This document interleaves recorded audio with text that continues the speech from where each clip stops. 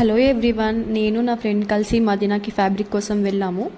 అది కూడా యూట్యూబ్లో ఒక వీడియో చూసాము, అందులో చాలా నచ్చినాయి. సో అదే షాప్కి వెళ్దామని వెళ్తున్నాము. షాప్కి అయితే వెళ్ళినాము, కానీ ప్రైస్ అయితే ఎక్కువ అనిపించింది. వీడియోలో ఏమో తక్కువ పెట్టినారు, ఎందుకో వీళ్ళు మోసం చేస్తున్నారు అనిపించింది.